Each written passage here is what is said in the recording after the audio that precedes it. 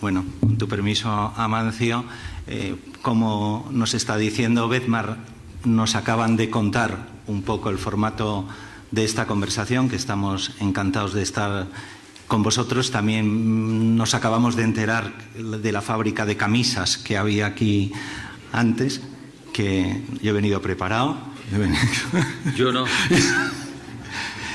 Y bueno, pues es una alegría estar con vosotros, estar en Avilés una vez más, que sabéis que me encuentro aquí como en casa y que siempre me ha tratado esta ciudad de maravilla.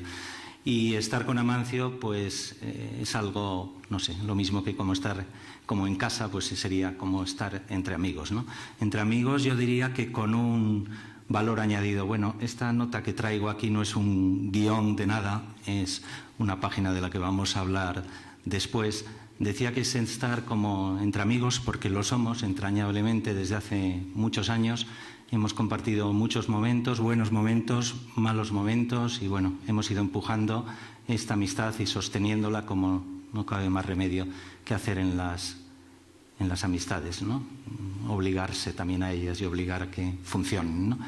Y es una amistad y un estar entre amigos, como con otros pocos amigos que tengo en la vida, pero también con un valor añadido, con algo que añadir, ¿no? Porque en este caso, aparte de la amistad, existe la admiración. Yo admiro profundamente a Amancio Prada. Le admiro por esa voz maravillosa que tiene.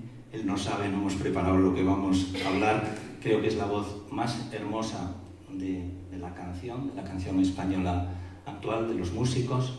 La sigue además cuidando y yo creo que mejorando cada día. Le admiro y le agradezco esa dedicación suya a los poetas. Ha trabajado con todos los poetas, algunos los ha llevado a canción y con otros ha trabajado y ahí van empujando si sale la canción, si llega la canción, si funciona la canción, pero ha trabajado con todos, con los poetas, desde los poetas para llegar a esa canción. Yo se lo tengo que agradecer en nombre de todos los poetas, ¿no? Y luego la admiración, y quizás por empezar por algún lado en esta conversación, le admiro porque es un trabajador incansable, una persona que se esfuerza, que se cuida, que trabaja, ¿no? Yo recuerdo que una vez me preguntaban hace mucho por la fábula y luego escribí un poema de la hormiga y la cigarra, ¿no? Y a los poetas se nos compara muchas veces con las cigarras, ¿no? Parece que estamos allí en el árbol, ajenos a todo, cantando y sin tener nada que ver con el mundo, ¿no? Y yo creo, después de muchísimos años, que en todo caso nos parecemos más, y Amancio me ha recordado mucho esa fábula, a la hormiga que a la cigarra, ¿no? Trabajando, para, bueno, que luego cuando llegue el frío tengamos abrigo, tengamos canciones, tengamos música, tengamos poemas que nos ayuden a vivir un poco mejor la vida. ¿Hormiga o cigarro? O cigarra, no cigarra. Hormiga con guitarra. Qué bueno. Hormiga con guitarra, trabajando la guitarra. Sí, o es cigarra. ¿Cómo se dice? ¿Guitarra o cigarra? Yo lo he oído de las dos maneras. Hormiga o guitarra. La guitarra es la que está ahí arriba. Bueno, gracias, Fernando. Decía don Antonio Machado que a las palabras de amor conviene un poco de exageración y como expresión de amor considero e interpreto las palabras que acabas de decir. Pero como es verdad que cuando veníamos caminando hacia aquí, ni Bednar, ni Fernando, ni yo teníamos exacta idea de lo que íbamos a hacer, de pronto ya aquí ahora hace 3 minutos vi a Fernando que tenía un papelito en las manos y le dije, bueno, veo que te traes una chuleta. Y dice, no, que va, estos son los dos últimos versos que he escrito. Dice, pues así vamos a comenzar el encuentro hoy con los amigos que se quieran acercar. Veo que no me has hecho caso, pero te doy otra oportunidad más. Dinos esos poemas que yo no los conozco y no. Esos 2 versos. No son poemas. Antes de que la servilleta que te relata como Estaba sacando la chuletita, que no es chuletita, es la página de la Wikipedia espantosa. No, yo me refiero a la otra. Y en vez de sacar esta página, ha salido esto y digo, no, esto no es, y lo he guardado. Bueno, porque tú lo dices, Amancio, pero bueno, espero que luego saques tu servilleta y la compartas. No, yo saco la guitarra. Pues la guitarra y la cigarra y la compartas aquí con todo el mundo. No, era un bar de Oviedo, como siempre los bares, como punto de partida a veces en la vida. En este caso, ayer estaba con un amigo que está aquí presente, Leopoldo, en un bar de Oviedo. Leopoldo no sabe lo que ocurrió. Llegó de repente una pareja, estábamos solos y esa pareja por detrás estaba sentada ella en un taburete. Me pareció un antiguo amor. Me pareció, no, es que empecé a temblar porque creí que era ella y luego, bueno, y escribí estos 2 versos. Si un antiguo amor te hace temblar, ¿qué no hará un amor reciente? Sin palabras. Didi. Y escribí ahí. Cerraba el puño como tú, pero no eran tus dedos. Nada más. Son 2 versos, no es un poema. Bien. Cerraba el puño como tú, pero no eran tus dedos. Pero no eran tus dedos. Y cerraba el puño como ella, era el puño por detrás, parecía, y de repente abrió la mano y, en efecto, no eran sus dedos. Y recordar esos dedos de hace muchísimos años, yo creo que estalló estos 2 versos. Sí. Gracias, no estaba. Es curioso lo del puño y el amor. Que no sé, nunca había asociado el puño al amor. Es una cosa de... Abría las manos como tú, tenía los dedos como... Pero, bueno, ya haremos la epistemología de esos versos. No, yo lo que quería...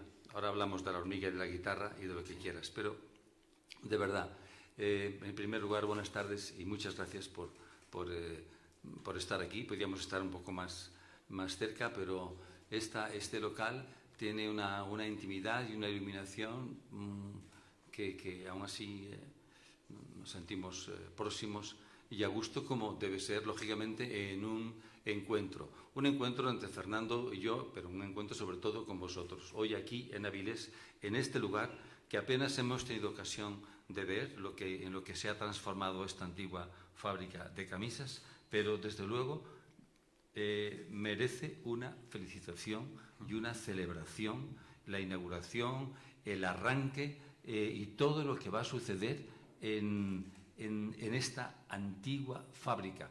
En concreto, esta sala tiene unas dimensiones ideales.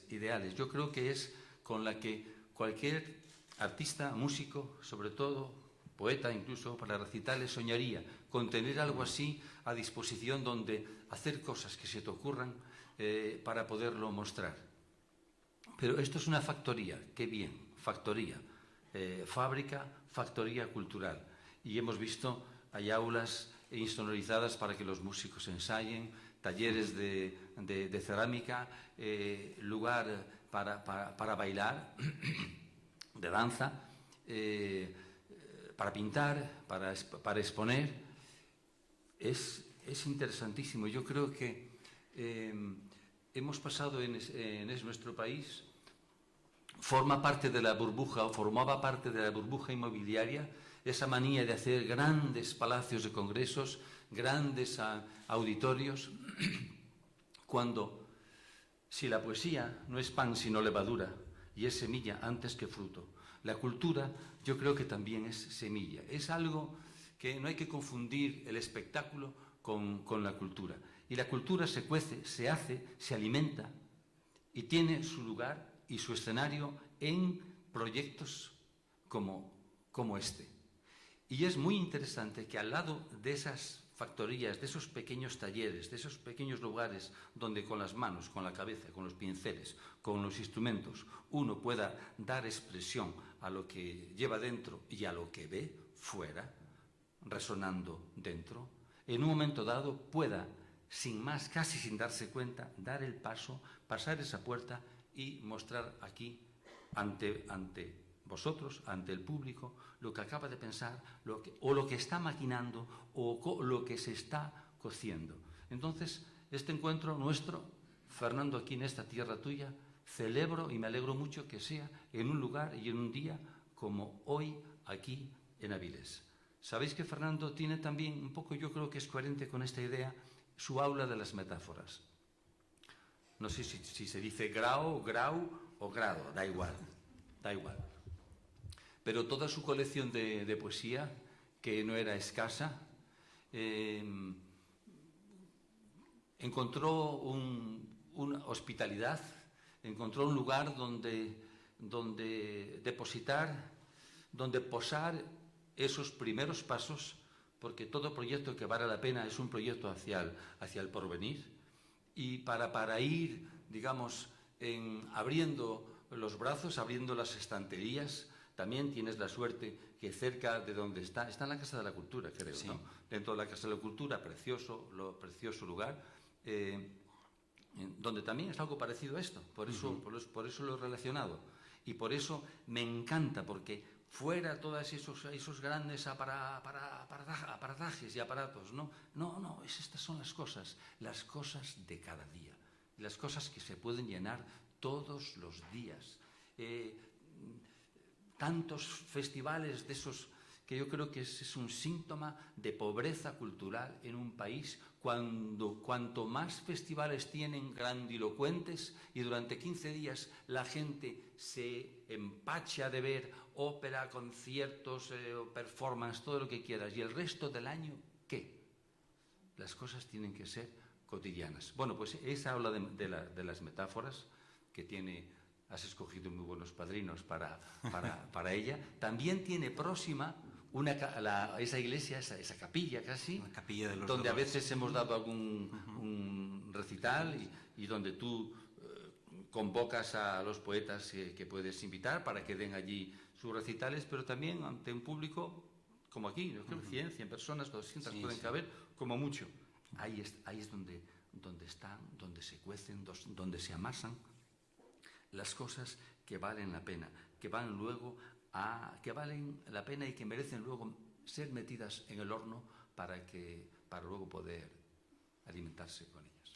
Muchas gracias, Amancio, por este recordatorio al Aula de las Metáforas. El Aula de las Metáforas se inauguró un 29 de febrero. Elegimos la fecha más poética del año, esa que está, pero no está, que se repite. Cayó la nevada del siglo, decía la prensa. Te acordarás, porque tú la sufriste. Yo la sufrí, venía en coche y pensé que no pasaba. Y habíamos inaugurado, o habíamos anunciado la inauguración de este sueño, porque era una historia de amor hace 10 años. Decías, Amancio, ¿dónde está? Está en la Casa de Cultura de Grau, en un ala, como no podía ser otra cosa. El ala, el vuelo de la imaginación y de la poesía. Y aquel día estábamos, como dice Amancio, pues más o menos 60, 70 personas en aquella capilla de los Dolores, con mármol sangrante, como dicen los franceses, mármol señán, rojo, y de repente apareció Amancio. Este señor que tenemos aquí tuvo la inmensa generosidad de, con aquella nevada, con el puerto cerrado, no estaba previsto, no estaba anunciado, llegó allí con su guitarra y cantó, me acuerdo, unas canciones y nos puso... Cantó una canción sobre un poema tuyo. No me acuerdo. Sí. Mañana lo voy a cantar. Mañana lo voy a cantar. Dentro de las inéditas. No podía decirlo eso. Cantó, nos acompañó, nos puso la piel de gallina y me ha entusiasmado estas palabras con las que ha querido inaugurar, porque es verdad, cuando hemos entrado por esa puerta, yo creo que todos que hemos sentido lo mismo, ¿no? Un espacio grato, un espacio, bueno, acabas de decir, que se llene todos los días. Yo me he pasado años, lo mismo que dice Amancio, por España, por distintos sitios, estos años de locura, ¿no? De locura, de verdadera sin razón, ¿no? Ibas a sitios, te enseñaban la casa de cultura del lugar, perdón, el teatro, ¿no? Y daba igual y te enseñaban todo. Y yo recuerdo una cosa que me pasó en 3 sitios pequeños, además, ¿no? Bueno, pueden ser pequeños o medianos, ¿no? Que me decían, mira, tenemos una caja escénica en el teatro más grande que la de la Ópera de Madrid, ¿no? Esa frase se me quedó grabada, una caja escénica impresionante, que era más grande que la Plaza Mayor, en 3 sitios, ¿no? Es esta locura que ha ocurrido aquí durante años, ¿no? Y ahora los espacios pequeños. Comentábamos con Bedmar en la comida, no sabía que íbamos a hablar de esto, el boom, por ejemplo, del teatro ahora mismo en Madrid, ¿no? Que es impresionante. En mitad de esta crisis, que parece que los sitios grandes se paran, se cierran, 70 salas nuevas en unos años de teatro, pero salas mínimas. La casa de la portera, la escalera de arriba, el piso, el cuarto C, es que se llaman así, ¿no? Con 30, 40 butacas, ¿no? Un movimiento de teatro espectacular que está agrupando a todo el mundo del teatro. Bueno, les comentaba que grandes actores y directores de Barcelona están en Madrid trabajando por esta explosión de teatro mínimo, de teatro de barrio, de teatro popular, con cosas maravillosas en sitios pequeños, ¿no? Y luego lo que has dicho, Amancio, del interior, ¿no? Trasladar eso al interior, a la poesía, a la música. Hoy en Avilés, y no es una metáfora, podéis ir a verlo mañana, venía con mi maleta desde la estación de autobuses al hotel y he cruzado por el mercado, el mercado vuestro, la plaza tan preciosa del mercado, por allí detrás, junto a la plaza, hay una zapatería. Y entonces yo iba con mi maleta y he visto un cartel y digo, uy, he debido leer mal. Y he vuelto y he hecho una foto, tengo una foto aquí para atestiguarlo, que ponía un cartel blanco y ponía el otro pie en el interior.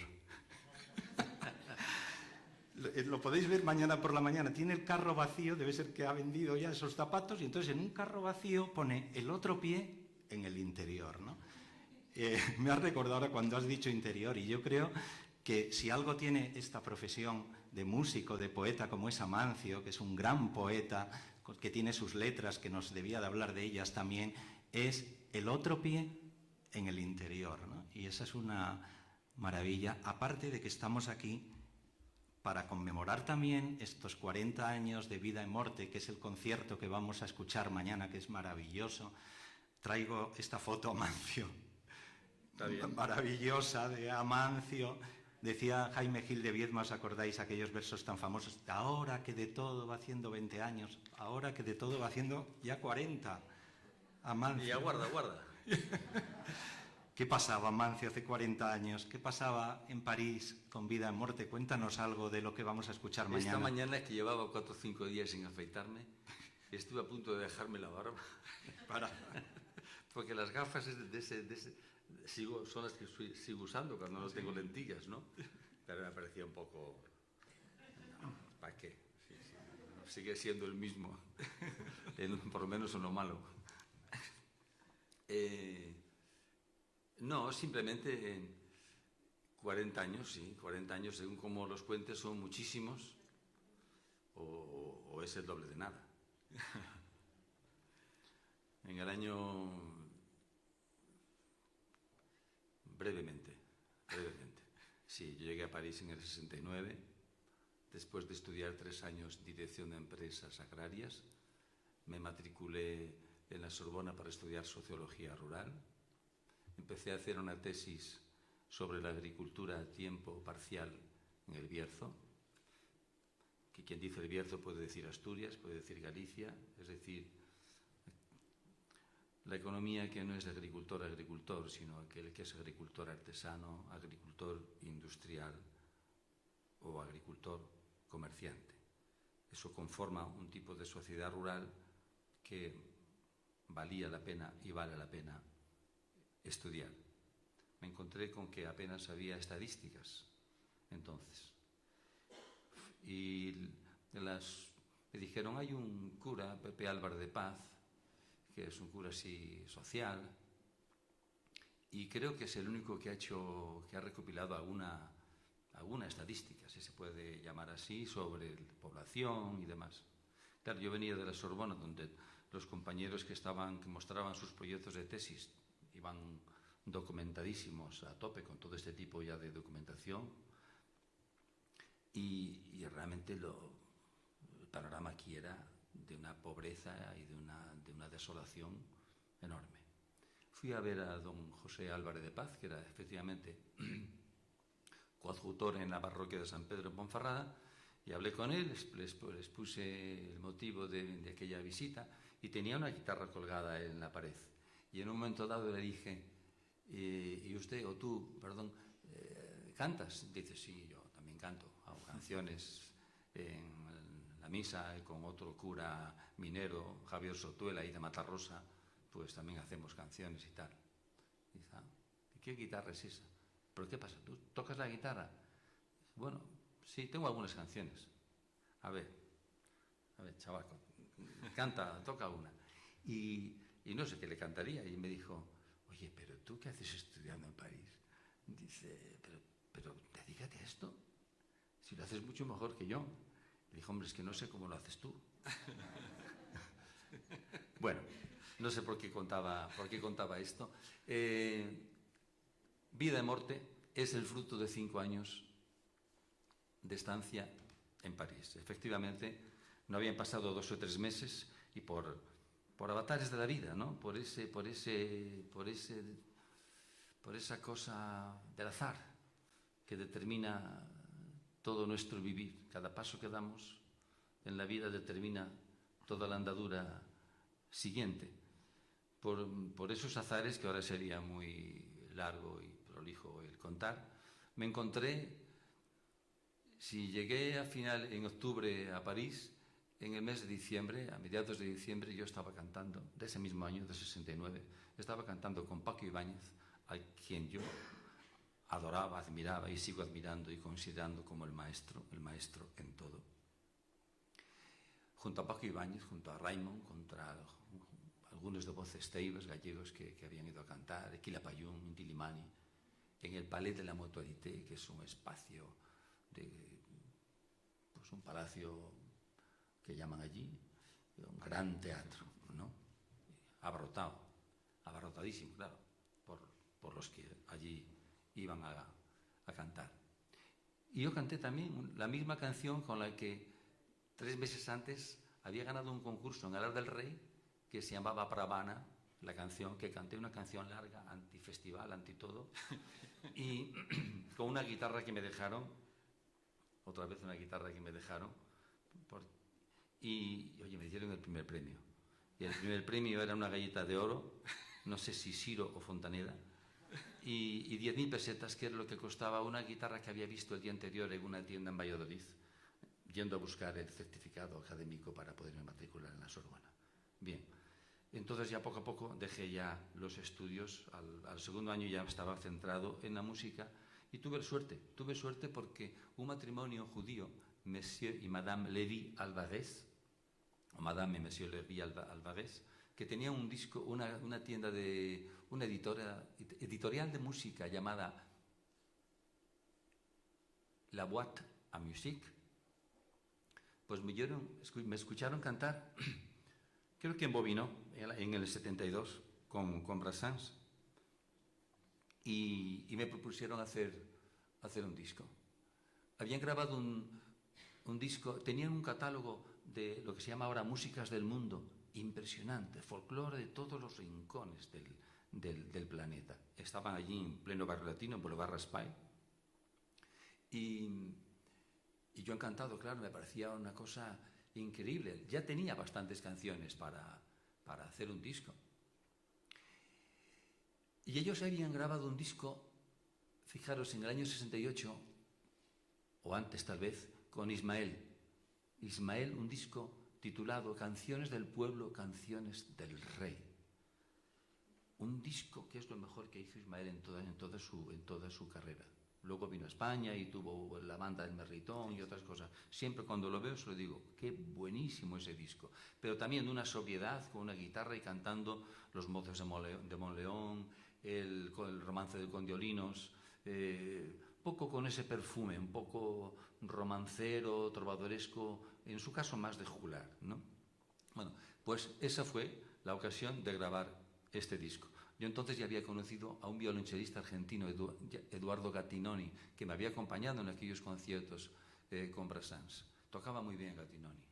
Tenía un movimiento de arco impresionante, pero sobre todo tenía un movimiento de flequillo que de vez en cuando hacía así. Y aquello era y una virtud que he apreciado mucho en los músicos. Tocaba sin partitura. En su caso le venía bien porque como yo apenas sabía música, entonces las pocas indicaciones que yo le pudiera decir, que algunas sí les daba, pero no, enseguida lo memorizaba todo y fuera, y tocando así de corazón a corazón, ¿no?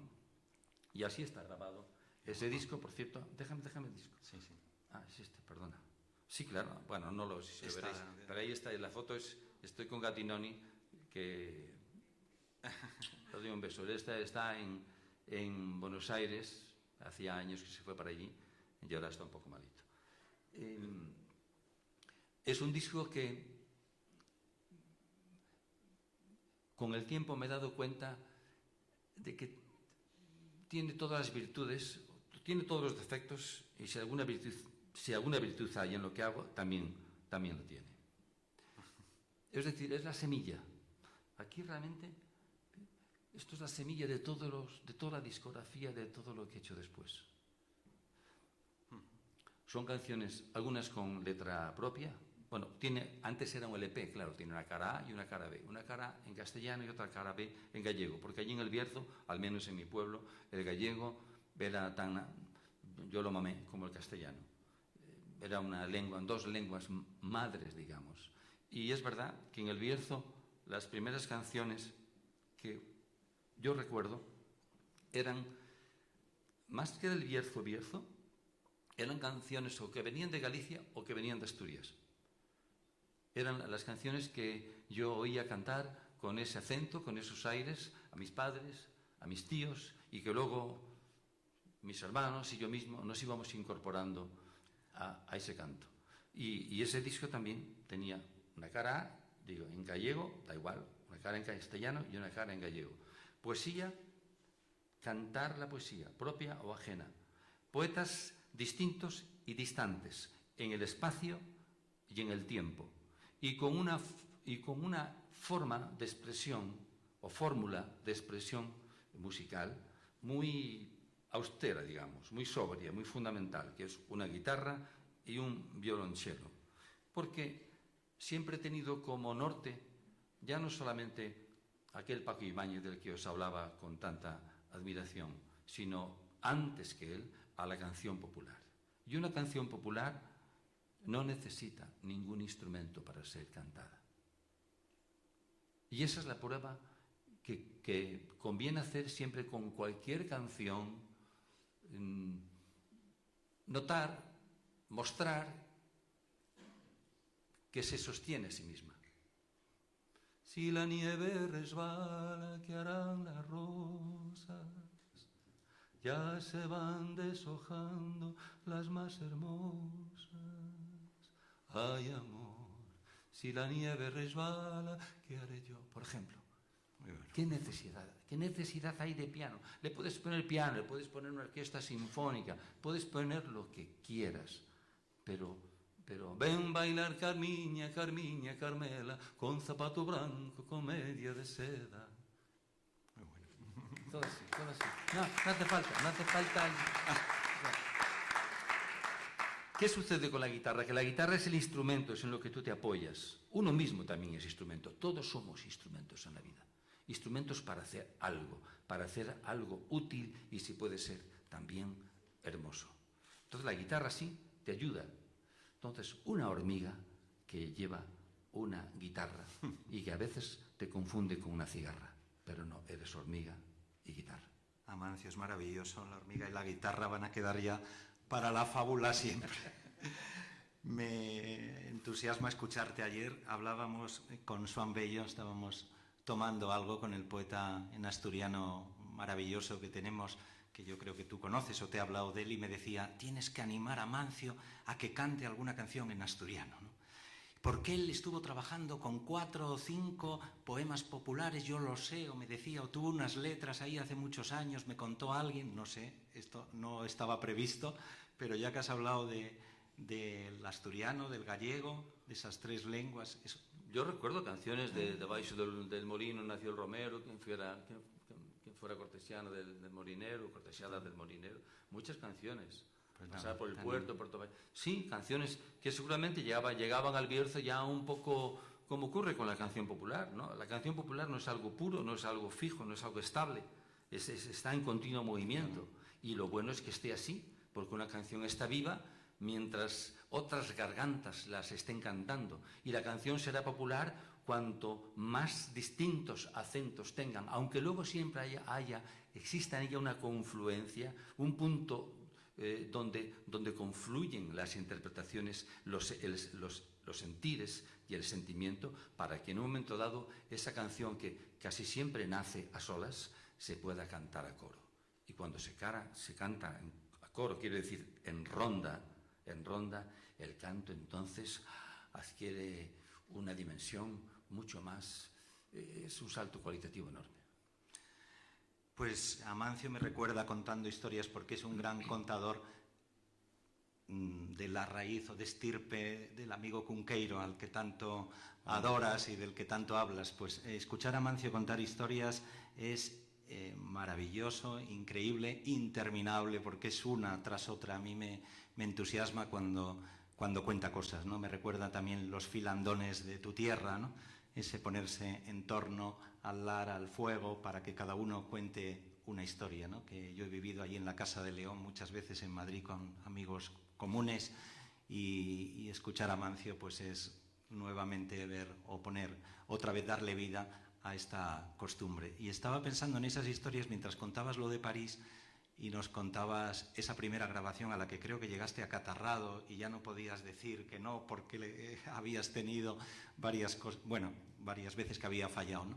Pero una de las historias que a mí me entusiasma escuchar a Amancio, si te apetece, por aquellos años de París, es cómo llega San Juan de la Cruz a tu vida en aquella mansarda de París. Me parece una historia que me apetece que la comparta con vosotros. No sé si tenemos tiempo porque vamos con el... Bueno, resumiendo. A mí me encanta cantar y también me encanta contar. Es decir, a mí lo que me gustaría es veros mejor las caras y que entonces hablásemos y enseguida... Bueno, bien, asumamos que estamos aquí bajo estos focos. Año 69, otoño del 69... llego a París a la Gare d'Austerlitz y me están esperando dos amigas de Villalibre, de un pueblo junto al mío, cruzando el río Sil, y me llevan a una... Me dijeron, estamos viviendo en un hotel. Y decía, son emigrantes, pero emigrantes pobres, están viviendo en un hotel. Claro, en París la gente vivía en hoteles, pero los hoteles eran como aquí, las pensiones, pero de todo tipo de graduación, y gradación y de degradación. Pero ya te hemos buscado una casa, porque conocemos a un matrimonio gallego de Lugo que viven en el número 35 de la Rue de la Roquette, al lado de la Bastille, y tienen un pequeño apartamentito que están arreglando en las afueras y te lo van a alquilar. Bien, entonces, pero mientras tanto, le faltan 10 días o 15 días y puedes vivir en su casa. Y entonces yo estuve viviendo como 15 o 20 días en la portería donde vivía este matrimonio, que era el primer piso, una habitación amplia, que era cocina y era todo, y tenía un pequeño cuartucho que era la despensa. Y allí tenía una camilla desplegable, y yo vivía allí, dormía allí, debajo de los lacones y de los chorizos y las patatas que ellos traían todos los años, varias veces desde Galicia. Tenían un niño pequeño, de un bebé, entonces yo me quedaba un poco guardando el niño cuando ellos intentaba pagarles de esa manera, esperando que aquel pequeño apartamento o lo que habitación o lo que fuera, que no llegué a verlo, se librara. No se libró. Entonces, estando en estas, a un compañero de estudios en el Colegio de Desarrollo Cooperativo, quien dirigía Henri Desroches, cerca de la Tour Eiffel, y íbamos a comer al Gran Palais, a un restaurante universitario en el Gran Palais, que el escenario era grandioso de las exposiciones, de la primera exposición universal en París, y comíamos allí ricamente y muy barato, por supuesto. Me dice, pues yo estoy viviendo en una bordilla, sabes que aquí a las bordillas que están en los 7º pisos de las viviendas burguesas, cada vivienda tiene 2 habitaciones arriba para el personal de servicio. Yo estoy ocupando una, que ahora están muy cotizadas por los estudiantes y por los inmigrantes que ya tienen un poco de dinero, y la de al lado, que es de la misma familia, está vacía. ¿Te interesaría? Dije, pues mira, yo creo que sí, porque lo de la casa esta, decía, eran largas, se iba alargando, la que ya no se terminaba, las reformas que estaban... Era una nebulosa aquello, una nebulosa de Cunqueiro. Y notaba que además yo ya empezaba, que se demoraba aquella estancia en la portería del matrimonio lucense. Y Y entonces me encontré viviendo en el número 175 o 165, no recuerdo, del Boulevard de Males Herbes, que a mí me gusta decir Boulevard de las Malas Hierbas. Yo llevaba aquella guitarra que había ganado cantando en Alar del Rey y una maleta con libros. Entre los libros iba Tagore, iba Miguel Hernández, iba Rosalía, en la colección Austral, y algunos otros libros de poesía y no de poesía, ¿no? Era el equipaje que pues 20 libros, la guitarra, una maleta, y la habitación era muy pequeñita, un catre, una ventana enorme que daba a los tejados, al cielo gris por los tejados y gris por las nubes de París, y allí vivíamos. Un pasillo largo que hacía un ángulo recto. En el ángulo propiamente había una fuente donde íbamos a por agua y un servicio, y éramos una especie de comunidad anárquica, no sé cómo diríamos, extraña. Bueno, yo tenía de vecino a este hombre, Silicio Félix Pardo, se llamaba y se llama, y al lado, en la otra habitación, vivía una muchacha francesa que apenas veía, y siempre que nos cruzábamos en el pasillo yo tenía curiosidad, pero se encerraba enseguida. Hola. Bueno, yo llevaba la guitarra y allí me pasaba las noches tocando. Por una senda van los hortelanos, que es la sagrada hora del regreso, canción de amor número 2, por otra. En fin, dando la tabarra por la noche a Félix, que quería estudiar, y esta francesita era tan expresiva cuando hacía el amor con su novio que no podéis imaginar la sinfonía gutural. Yo es que aquí además me pilló de nuevas. Aquí yo no sabía que podía esa música no tan callada, no sabía Venías de Alar del Rey. Que existiera, ¿no? Bueno, era un tormento, era una putada, porque tú solo allí en tu sola soledad. Bueno, tenía la guitarra, menos mal. Y entonces, claro, cuanto más ardía aquel fuego de ellos, más me encendía yo también con la guitarra y cantaba con todo el embeleso, ¿no? Y cuando lo de ellos acababa, porque todo se acaba en este mundo, y yo seguía ya embalado, había emprendido el vuelo, y por otra senda, que no conduce al beso, aunque es la hora, sino que me rodea sin destino. Está aquí, en este disco y tal. Y claro, yo seguía cantando, y entonces ellos empezaban tocar en la pared para que yo me callara. O sea, oír se oía todo, ya lo podéis imaginar. Y bueno, yo me daba cuenta que estaba molestando a uno y a otro.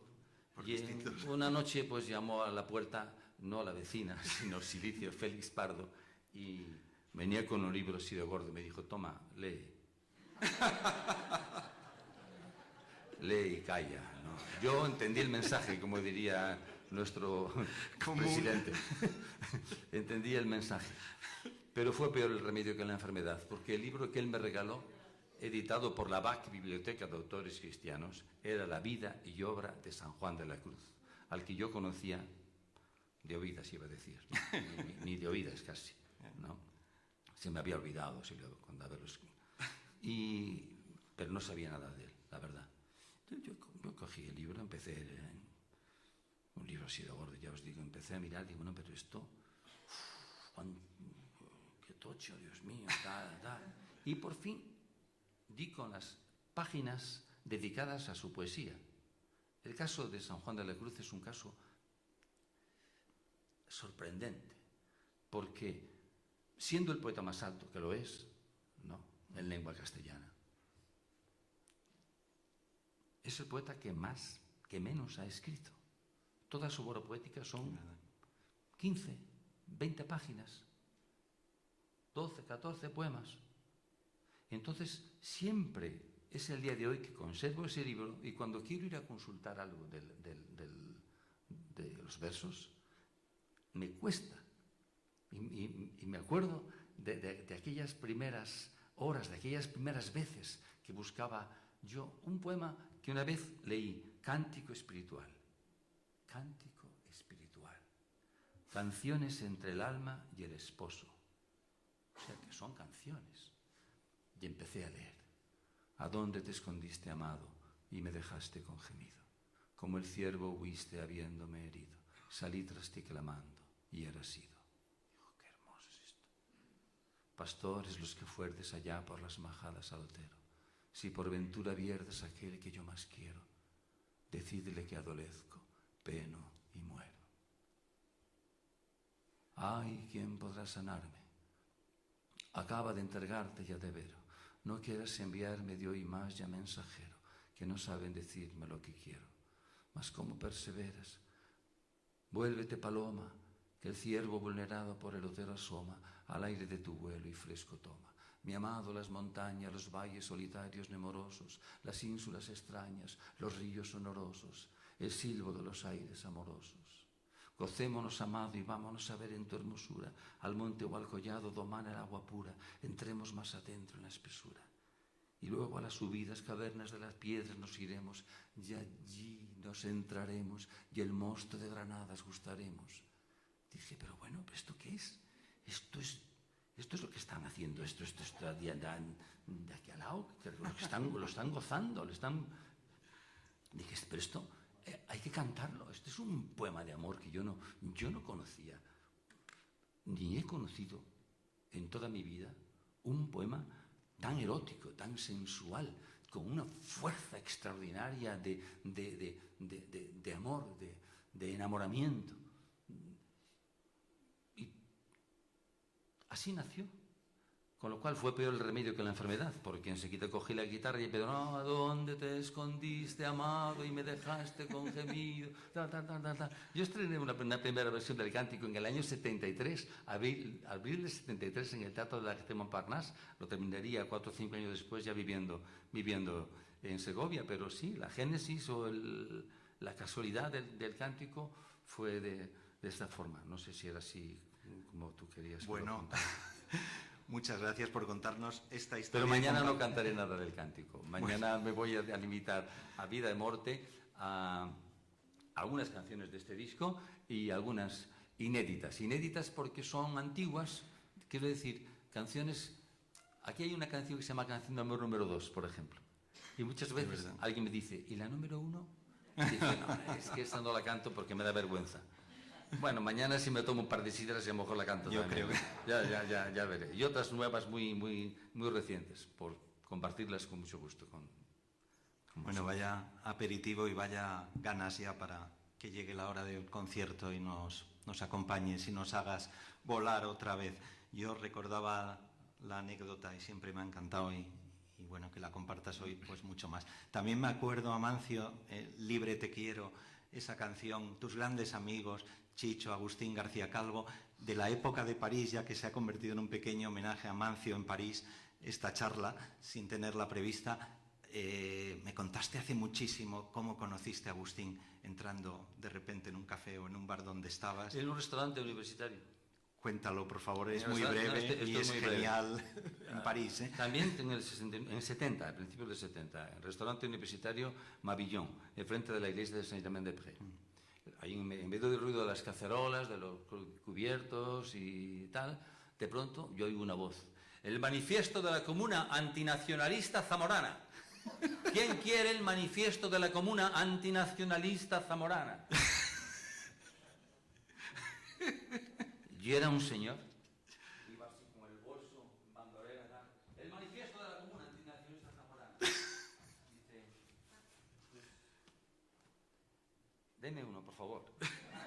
Y los iba sacando de esa especie de bolso zurrún que llevaba en bandolera. Toma. Dice, ¿hay que dar algo? No. La voluntad que es nada. Y yo me quedé así mirando y siguió, dice, oh voluntad de los hombres, tus cadenas tenértelas que inventar. Yo me arrimé a aquella cabeza. Y arrimado sigo a ella.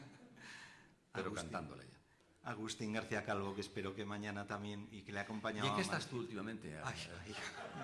Fernando, ¿qué estás haciendo? Escuchándote, Amancio. Habrás visto que no hay disco dentro, ¿no? No hay CD dentro. Escuchándote.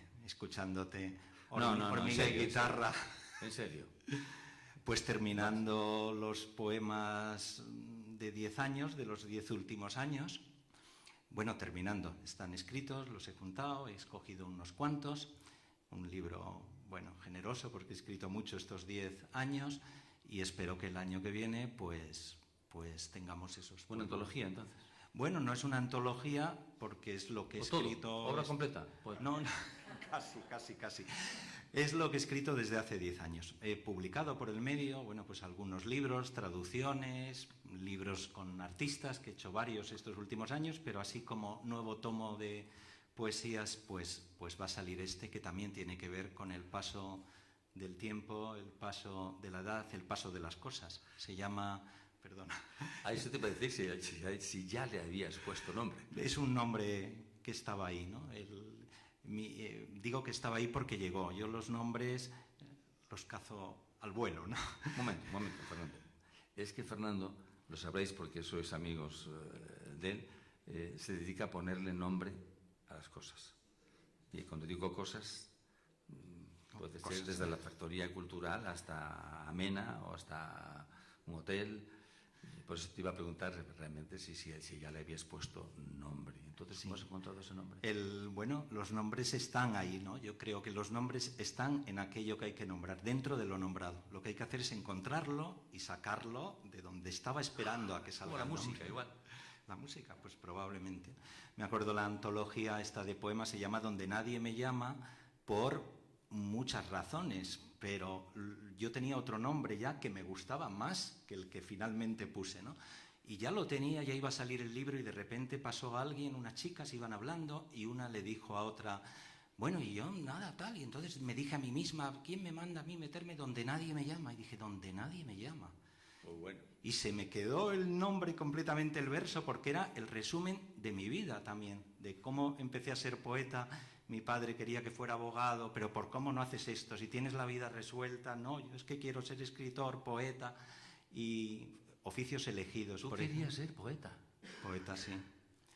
Mira, yo me pongo cuando escucho a los escritores, a los compañeros, a los colegas que habéis oído muchas veces decir, no, yo es que escribo porque no sabría hacer otra cosa, porque no sé hacer otra cosa. Yo me rebelo muchísimo, ¿no? Porque digo, no, ¿por qué? ¿No hubiera podido yo ser abogado como quería mi padre? Pues malo, regular, lo hubiera podido ser, como quería tu padre también, cosas que me has contado allí cuando cuidabas. No, mi padre siempre me dejó, siempre me dejó hacer lo que quería. Pero decía que no hacías bien las cosas. Siempre me decía lo mismo, tú sabrás, hijo mío. Y mi madre igual. El mío también, de alguna manera, porque me decía, pero bueno, escribe, ¿quién te dice que no escribas? Pero claro, por eso odio al escritor de fin de semana. Digo, no, quiero ser escritor. Profesión elegida por eso, ¿no? Hubiéramos podido ser otra cosa y hemos elegido el ser músico, yo poeta, y por eso recordando a mi padre, donde nadie te llama, ¿no? Y creo además que esa es la misión del poeta un poco, ¿no? Meterse donde nadie le llama. Hay sitios que a veces pues, nos abrigan, te acercan al amor, te acercan a lo más bello de la vida, por supuesto muy pronto, pero a veces te complicas también la vida, en momentos que la vida va bien, el poeta se abre por dentro, saca las entrañas ahí, empieza a revolver todo, se mete donde nadie le llama para bien o para mal, ¿no? Y este título que me preguntabas de ahora, pues se llama algo muy sencillo, se llama estado de salud. Estado de salud física, por cosas que pasan en la vida que no esperabas que te fueran a pasar o no sabías de ellas, pero estado de salud que ha ido creciendo, que ya no es estado de salud, es estado de salud del país, de la sociedad, del mundo, de lo que está ocurriendo, de lo que no está ocurriendo, de lo que no pasa, ¿qué ocurre? ¿Qué nos pasa? Y el poeta no sabemos nada.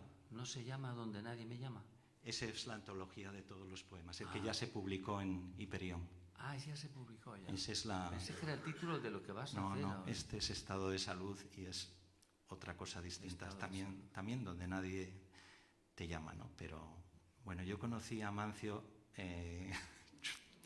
Yo conocí a Amancio de una manera muy mágica que él no sabe, y que me gustaría casi que fueran, bueno, ya no sé si vamos a ir cerrando, pues unas palabras que creo que le corresponden y que me acabo de acordar ahora mismo escuchando. Yo conocí a Amancio a través de un amigo común.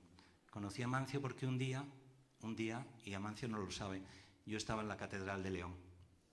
En la Catedral de León hay una de las vidrieras que me entusiasma, de las que contemplarla significa contemplar algo donde nadie te llama, porque me rompe, me abre, me dice, me destroza y al mismo tiempo me abriga, me da fuerzas, me da alas, ¿no? Y yo estaba mirando esa vitrina, es una morada que hay al entrar a la izquierda, en mitad, y de repente alguien me tocó en el hombro, ¿no? Y al darme la vuelta era Juan Carlos Mestre, el poeta Juan Carlos Mestre. Juan Carlos Mestre, que me cambió la vida esa amistad, ¿no? Porque nos conocíamos, él me conocía a mí, yo a él, pero vagamente, ¿no? A partir de ese encuentro en León nos hicimos amigos, hermanos, empezamos a caminar juntos, a aprender juntos, que es lo que yo creo que es la amistad, aprender, ¿no? Juntos. Y Juan Carlos me llevó a conocer a Amancio Prada hasta hoy, ¿no? Y Juan Carlos tiene versos maravillosos y es un poeta estupendo, como sabéis, ¿no? Pero hay un poema suyo que a mí me entusiasma el título y me entusiasma el verso, que es Las estrellas para el que las trabaja, ¿no? Y yo creo que Amancio ha trabajado las estrellas desde esos años de París hasta hoy en día, hasta la emoción que nos va a poner mañana en el concierto, porque yo escucho a Amancio muchas veces y vuelvo a escucharle y me vuelve a emocionar. Me vuelve a hacer pensar que estuvo bien elegida la carrera de poeta, como afortunadamente estuvo bien elegido, y gracias a Amancio, tu carrera de músico. Muchas gracias.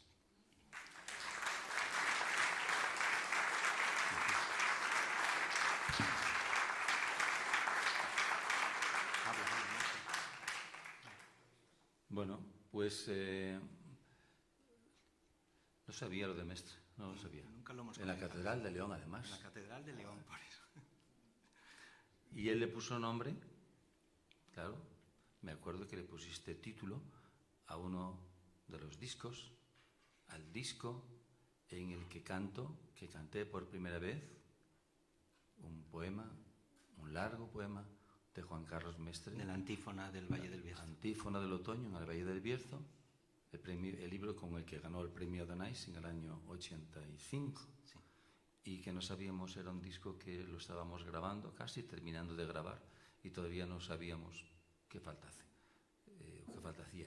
Pon el título, y yo recuerdo que un día en el estudio, escuchando la antífona precisamente, tú dijiste, ya tengo el título, escrito está. Y dije, ¿dónde has sacado eso? Dice, está en el poema, porque escrito está. Claro, era un disco a partir de letras de poetas y bueno, ya os he dicho que pienso que los nombres están dentro de lo nombrado, ¿no? Decía Platón, esto de los nombres viene de siempre. Yo me dedico a los nombres porque de la poesía se vive, pero no se come, como sabéis. Y tuve que dedicarme a poner nombres para seguir con mis palabras, mis libros, y bueno, ha salido bien, ¿no? Y Platón ya decía que todas las cosas tienen un nombre natural. Este centro se debía de haber llamado Fábrica de Camisas, o la Fábrica de Camisas. Tienen un nombre natural, está muy bien, ¿eh? La Factoría Cultural, pero cuando me lo han contado hoy me ha encantado, ¿no? A mí me gusta Factoría. A mí también, ¿eh? A mí también. Pues podría haber sido Manufactoría Cultural. Bien, pues terminemos esta charla como empezamos. Felicitando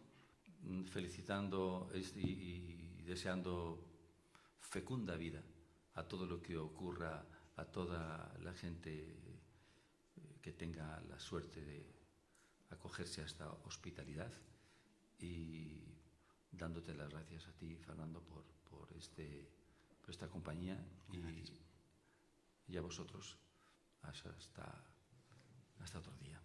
Muchas gracias.